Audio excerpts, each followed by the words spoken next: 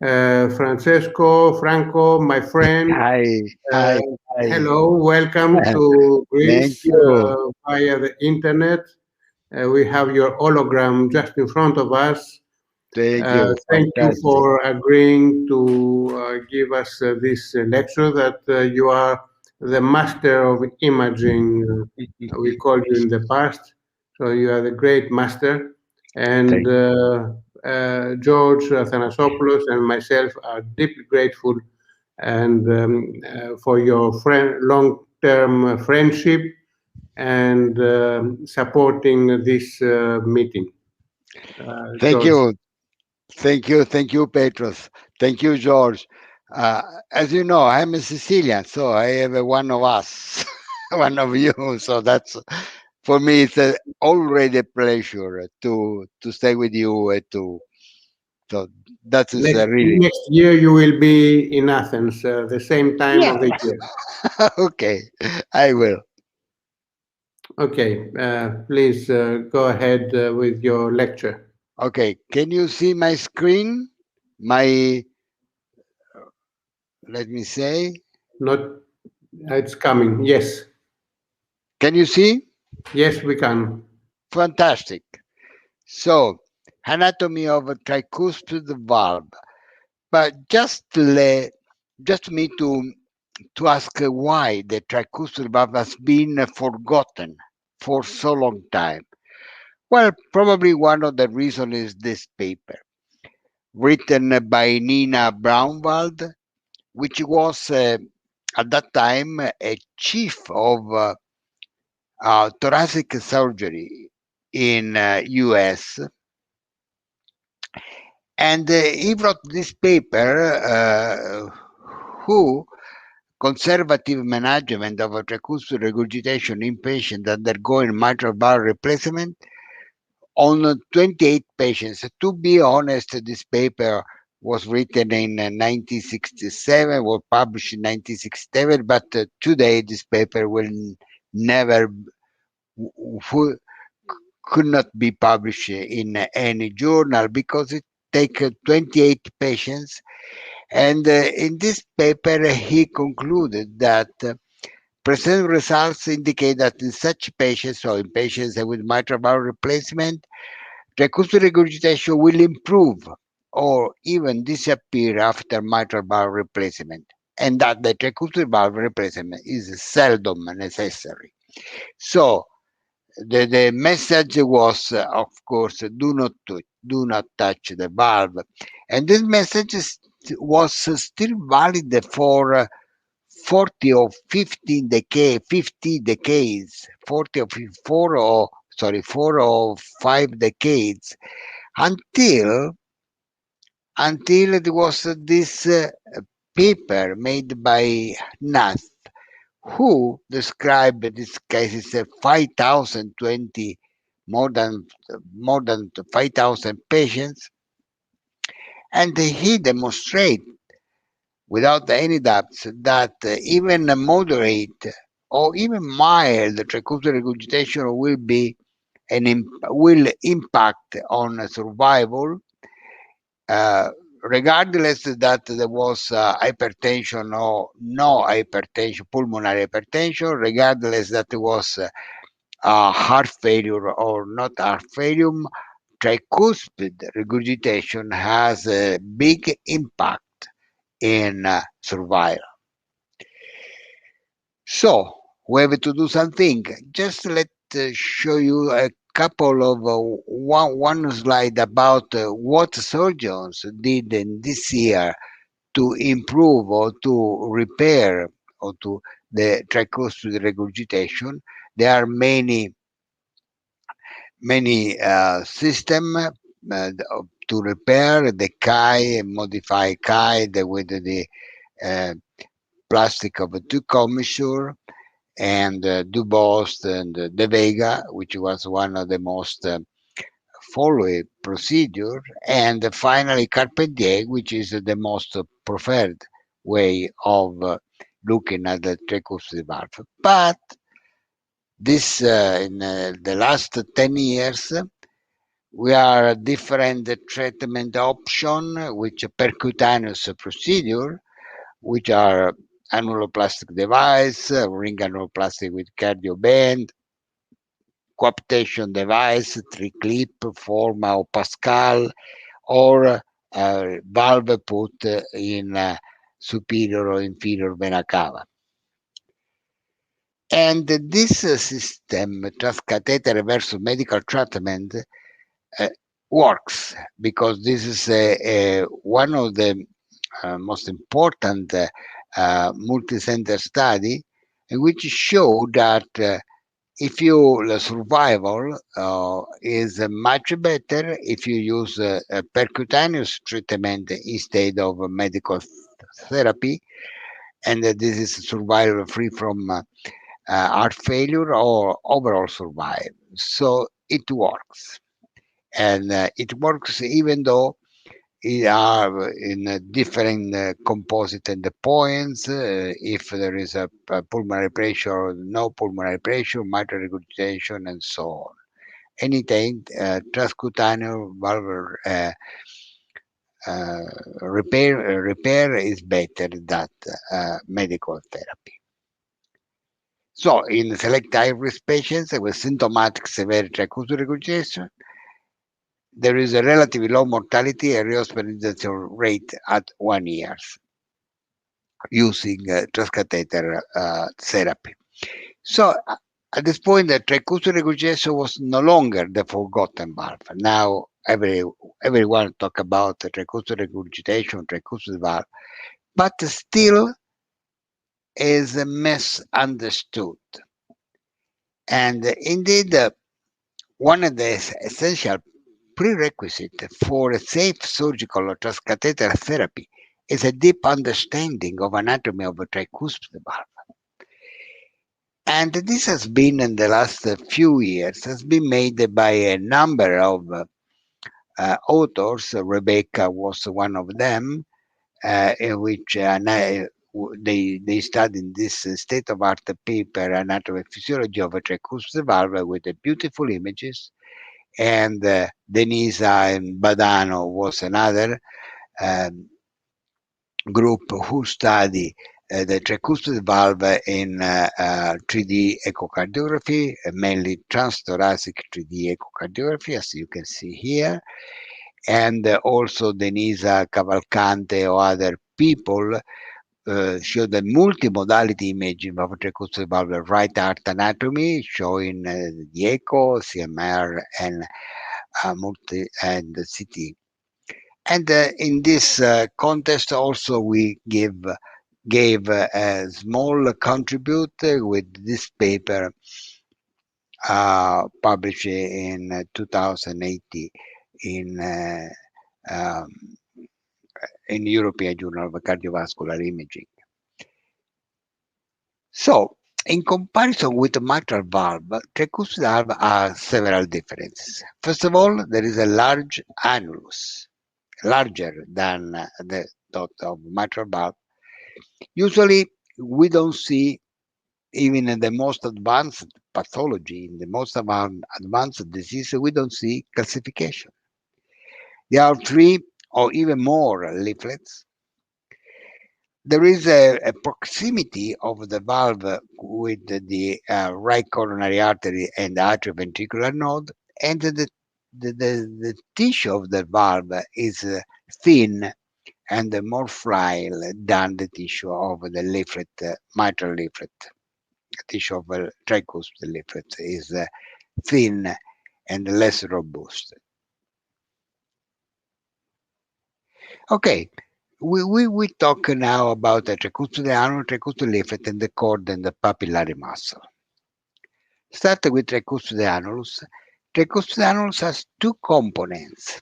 The mural component, which is with this dot white line, curve line, and the septal component of the annulus, which is this part here, which no curve is more straight. Just let's talk to the mural segment. If you see this anatomical specimen, you can see that the mural segment of the tricuspid annulus is just the convergence, the juxtaposition of four structures: atrial wall, ventricular wall, hinge line, and epicardial adipose tissue here. So these four tissue are glued together without any other component. There is no fibrous component at all in this mural segment of a tricuspid annulus. So it's just a soft tissue, no fibrous tissue in this in this juxtaposition of four components. And this is an anatomical specimen which show exactly the hinge line, and you can see here no fibro tissue here, and you can see how the adipose epicardial adipose tissues go deeply inside this structure,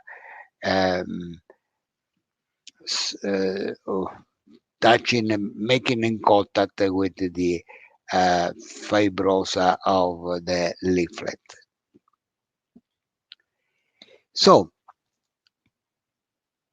yeah, sorry, this is, I don't know what's going on. Sorry. Okay, if you look at the echocardiography, these four components usually are not very well distinct. What we see pretty well is the hinge line here, and this is, we suppose, is the atrial wall, this is the ventricular wall. And here you cannot see very well, or cannot you distinguish the adipose tissue. Much better with the CT scan, in which you can see the hinge line, the ventricular wall, the atrial wall here.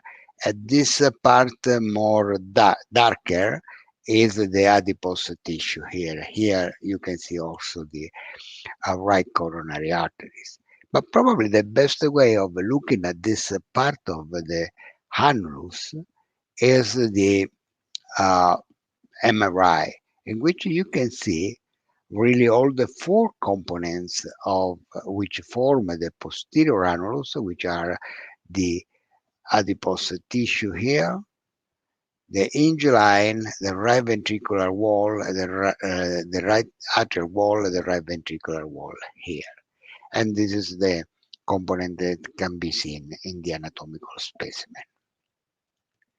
So, the first message that I can give you is that the mural segment is a soft structure, resulting just by the juxtaposition of four components: atrial ventricular myocardium, epicardial fibroadipose tissue, and the hinge line of the tricuspid, the leaflets. And this is the reason why this part, the mural annulus, can be contracted even vigorously, as you can see in this 3D echo transgastric view.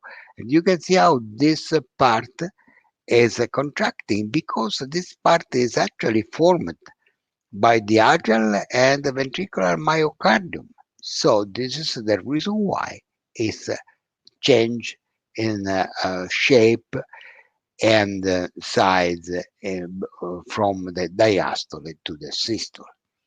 And of course, this is a reason why if the right atrium or right ventricle or both are enlarging, become larger, then this part of the annulus, the mural annulus, become larger and larger, as you can see here.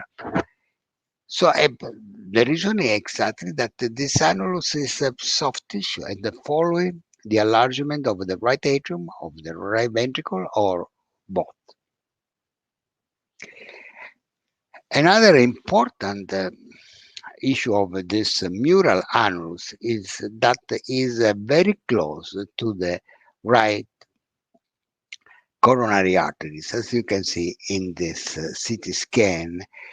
And this is important to know, mainly because for surgeons, indeed, there are several case reports which show the injury of right coronary artery after tricuspid valve repair, and the injury is the fact that the stitches of a tricuspid valve can include also the coronary arteries, and then if of course this right coronary artery is dominant, there will be a lot of problem, even that has been described using this. It's important to know that the right coronary artery is very, very close to the mural annulus of the tricuspid valve. Just let's go to the septal segment. The septal segment is completely different because it is made just by the hinge line of the septal leaflet, nothing else. Indeed, the septal leaflet is attached to the mural component of septa and to the posteriorly and anteriorly to the membrane of septum, which is divided in two parts, intraventricular and atrioventricular. So, what is important to understand that this septal annulus are a very, very close anatomical relationship with the cardiac conduction system, or with the atrioventricular node, which is inside the muscular part and the membrane of septum and the is bundle, which is immediately on the inferior border of the membrane of septum here. So if we make once again this anatomical specimen and make a cross section here, you can see that the leaflet is attached to the muscular part of the what we call the atrioventricular septum. This is all. So there is no other component. It's just the insertion on this muscular part of the atrioventricular septum. But if you if you do a cross section through the membrane of septum, then you can see once again that the septal leaflet is attached to the hinge line to the membrane of septum here, divided in atrioventricular and interventricular membrane of septum here. And of course, these are the conduction system. The is bundle is immediately running of the inferior border of the membrane septum, while the atrioventricular node is inside the atrioventricular septum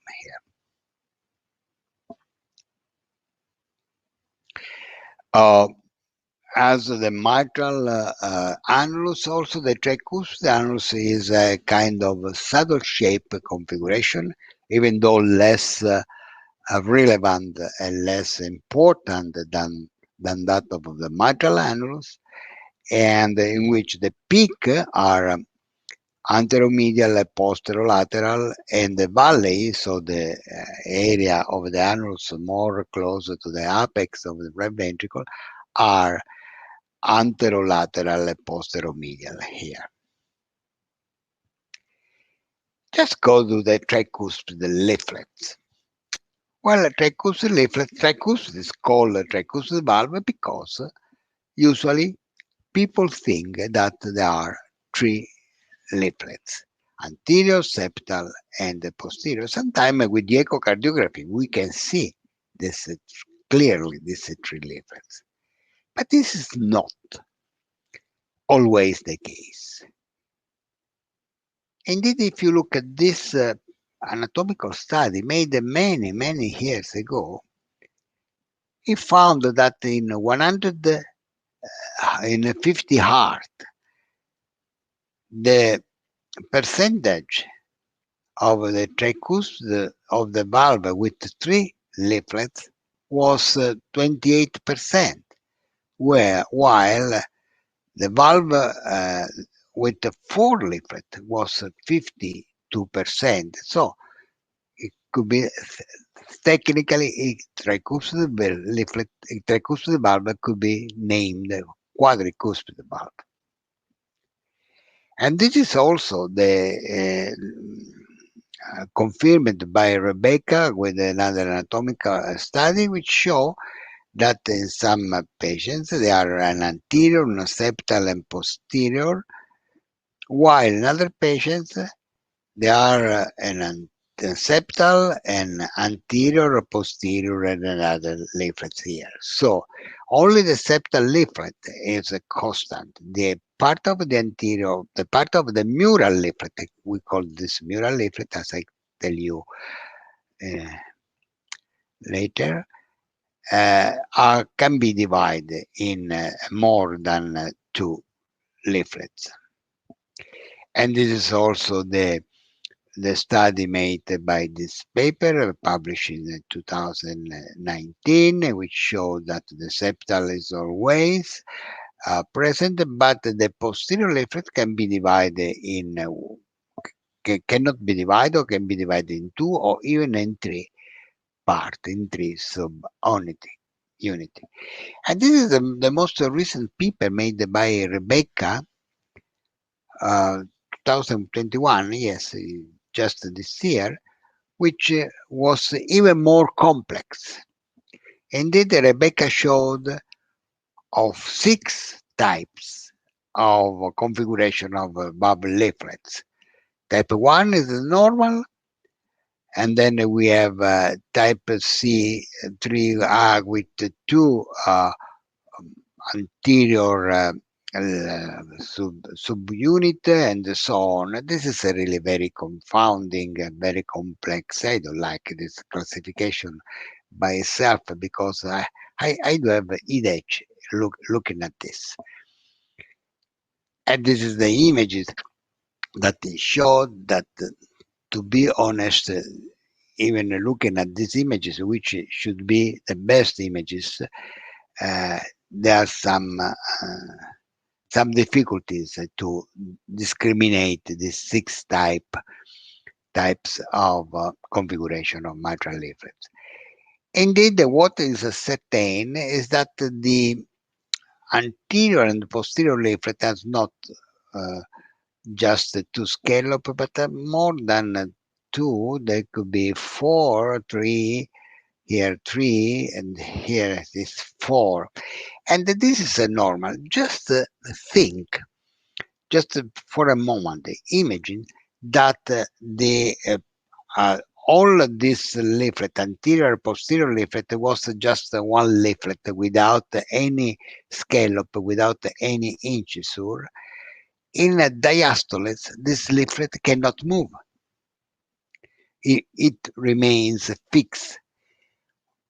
This incisure, which form several parts or several scallop, are made in the evolution, in millions of the evolution, to open more easily the valve.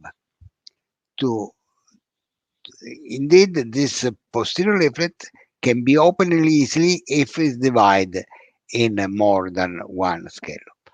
For this reason, I would suggest in my lecture that this anterior, posterior divided into 1, 2, 3, 4 could be just named as its relative annulus mural leaflets,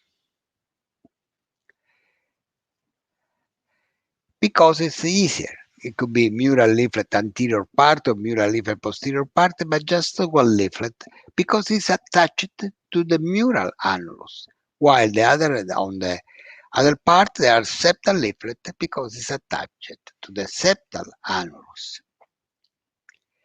Just have a look at just very chordae tendine and papillary muscle.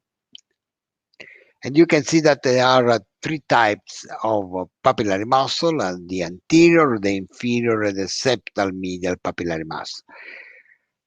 To be honest, this is a configuration is not always the same in all of the patients. There are a lot of variability. What is the most consistent in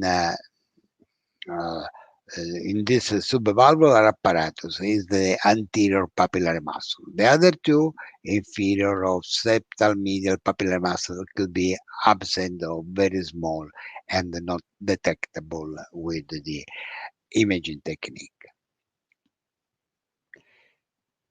Indeed, in any image technique that we use, CT scan, 3D echo, MRI, what we see is what we really see is the anterior papillary muscle and not the other arm.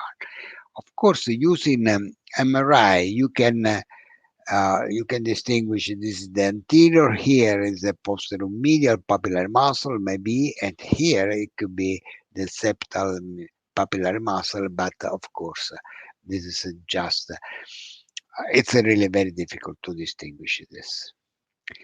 Let me finish with the similarities and difference between mitral and tricuspid valve.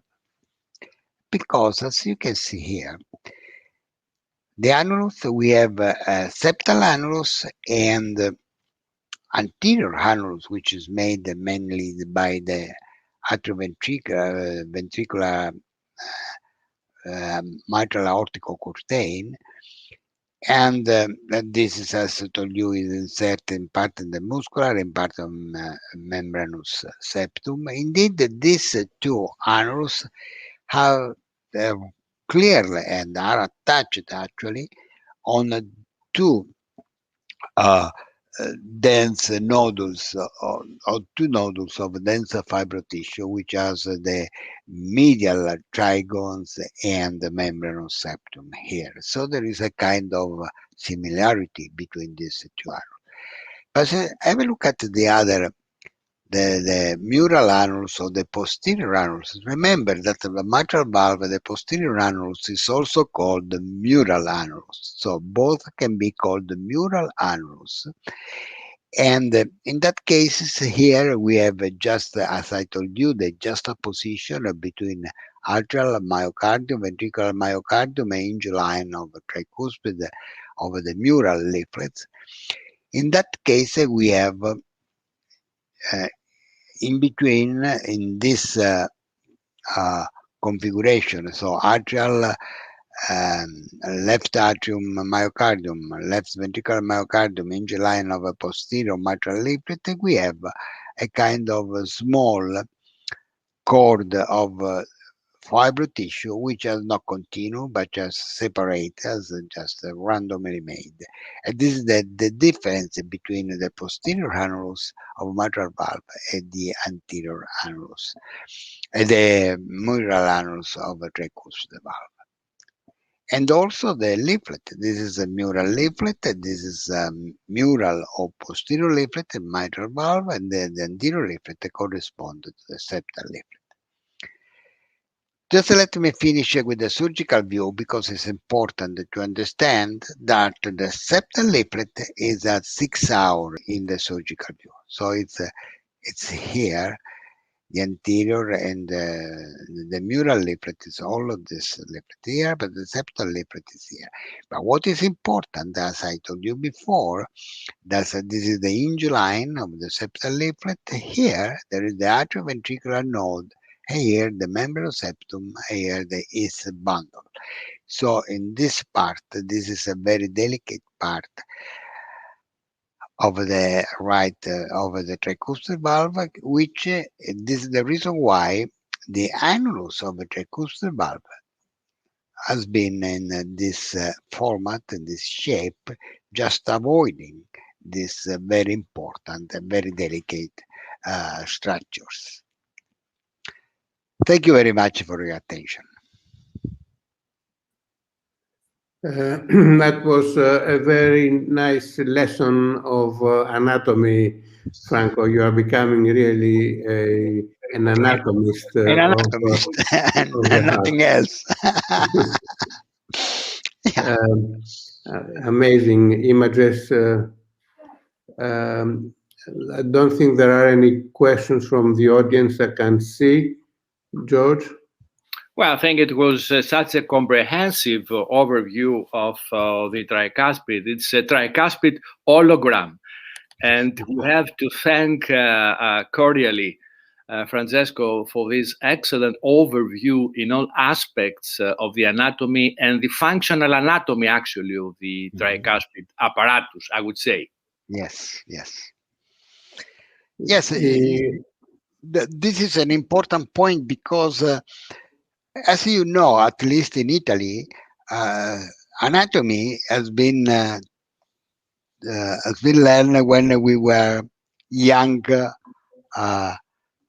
student, and the cardiac anatomy was just part of the body anatomy.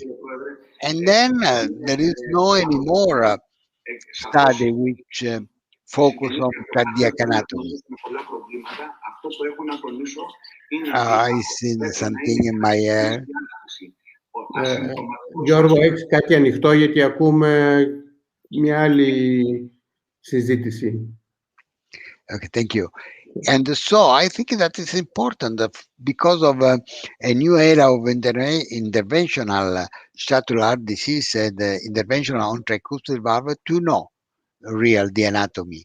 Tricuspid valve, as it appears with the non-invasive imaging technique, not anymore with the still anatomy of cadaveric specimen, but as it appears with non-invasive imaging technique.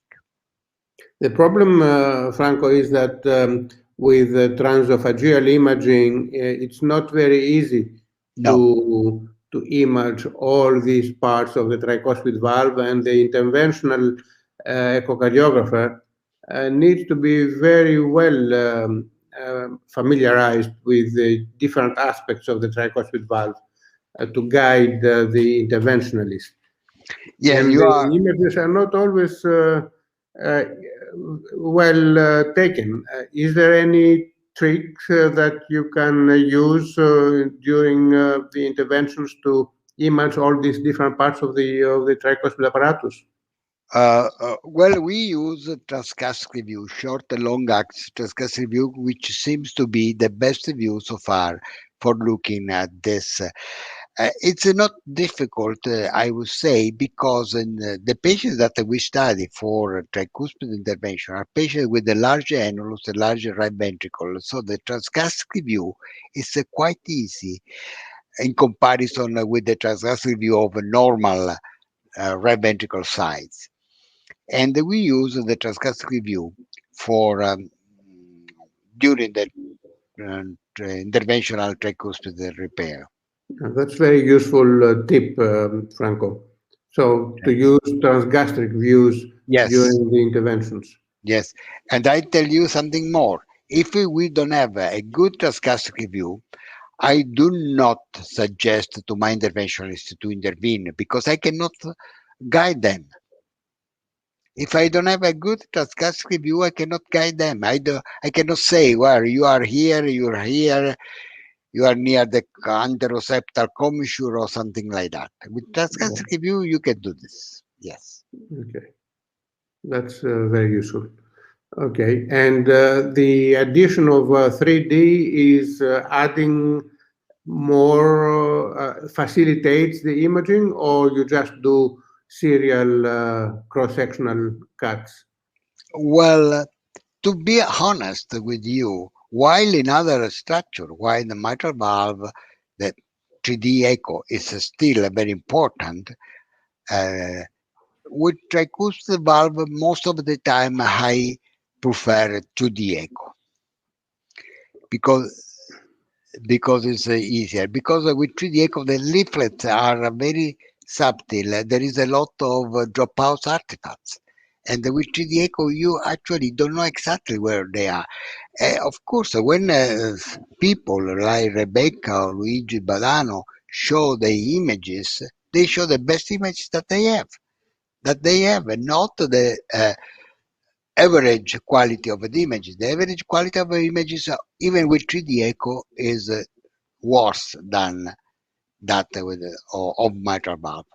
So two very important messages, Franco, I retain. One is use transgastric views during the intervention, and two, don't do three-dimensional valve imaging, but use sequential two-dimensional cross-sectional planes. Exactly. Do not rely on three-dimensional. Actually, I just push a button and I have the 3D images, but and then I say I don't understand, and then I put once again into the echo. At least with current technology, maybe in 5 years' time, and some more artificial intelligence, very, very artificial intelligence, we can get better imaging. Petro, we will be here in 5 years' time, so we will see. Absolutely. And I think Francesco, allow me to reiterate the comment you made that we should not organize any tricuspid intervention, providing that you have not in advance be sure about the proper imaging of the apparatus. Yes, absolutely yes. Absolutely yes.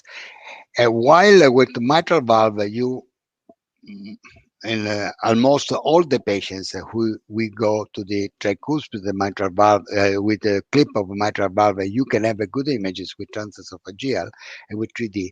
With tricuspid valve is not the case.